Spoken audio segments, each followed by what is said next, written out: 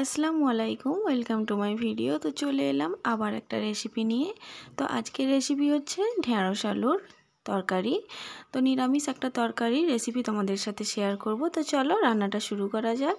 তো দেখো আমি এখানে ঢেঁড়স নিয়েছি। ঢেঁড়সগুলো হচ্ছে আমার মিনি গার্ডেন যে রয়েছে ছাদে তার থেকে তোলা। তো আমি ওইগুলো কেটে নিয়েছি ছোট ছোট করে, আর এখানে দুটো আলু এরকম লম্বা লম্বা করে কেটে নিয়েছি পেঁয়াজ আর একটা কাঁচা লঙ্কা।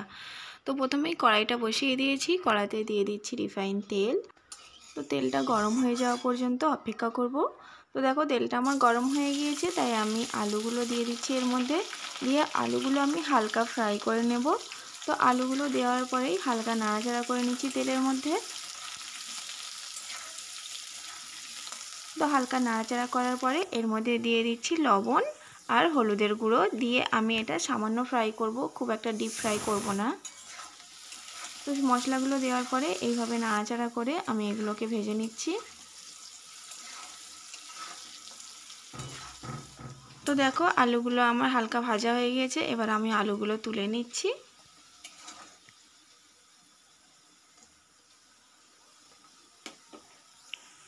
তো দেখো আলুগুলো তোলা হয়ে গেছে। ওই একই তেলের মধ্যে আমি দিয়ে দিচ্ছি পাঁচফোড়ন। পাঁচফোড়নটা দিলে কি হয়, স্মেলটা খুব সুন্দর আসে। তোমরা চাইলে গোটা জিরে বা গোটা সর্ষেও দিতে পারো। ওটা দেওয়ার পরেই আমি দিয়ে দিচ্ছি পেঁয়াজ কুচি, দিয়ে ভালো করে নাড়াচাড়া করে নিচ্ছি।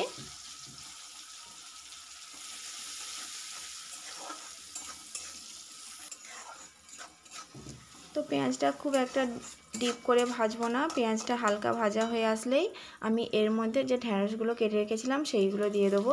পেঁয়াজগুলো খুব একটা মানে ব্রাউন করে ভেজে নিলে রান্না করতে করতে ওটা পুড়ে কালো হয়ে যাবে। তাই হালকা পেঁয়াজটা ভাজা হয়ে যাওয়ার পরেই আমি ঢেঁড়সটা এর মধ্যে দিয়ে দিচ্ছি। দিয়ে গ্যাসের ফ্লেমটা লোতে দিয়ে আমি ঢেঁড়সগুলোও হালকা এর মধ্যে দিয়ে ভেজে নিচ্ছি, নয়তো মানে ঢেঁড়সের একটা কাঁচা গন্ধ রয়ে যাবে। তাই হালকা তেলের মধ্যে নেড়ে নিলে সুন্দর হয়।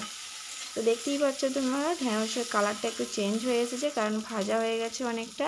তো এর মধ্যে দিয়ে দিচ্ছি লবণটা দিয়ে দিচ্ছি, এটা তাড়াতাড়ি সেদ্ধ হয়ে যাবে আর তাড়াতাড়ি ভাজাও হয়ে যাবে। তো এরকম করে নাড়াচাড়া করার পরে এটা আমি হালকা ঢাকনা দিয়ে রেখে দেবো 5 মিনিটের জন্য।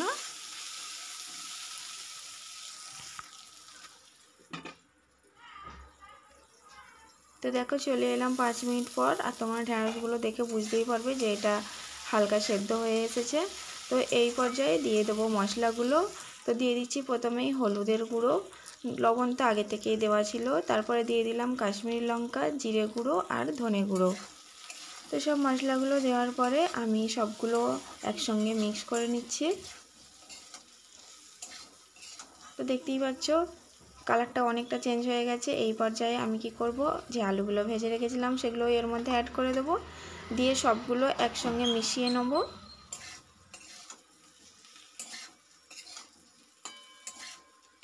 তারপরে এর মধ্যে দিয়ে দিচ্ছি সামান্য পানিটা দিয়ে এটা ভালো করে নাড়াচাড়া করে গ্যাসের ফ্লেমটা আস্তে দিয়ে আমি আবারও 5 মিনিটের জন্য এটা ঢাকনা দিয়ে রেখে দেবো।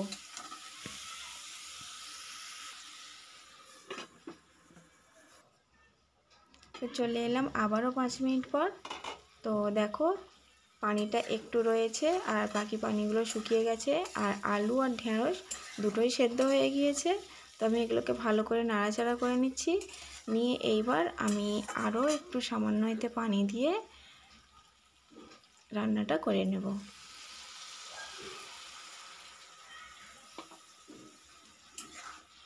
তো পানিটা দিয়ে দিলাম, দিয়ে এটা নাড়াচাড়া করে এইবার গ্যাসের ফ্লেমটা আস্তে দিয়ে পানিটা শুকিয়ে যাওয়া পর্যন্ত অপেক্ষা করব।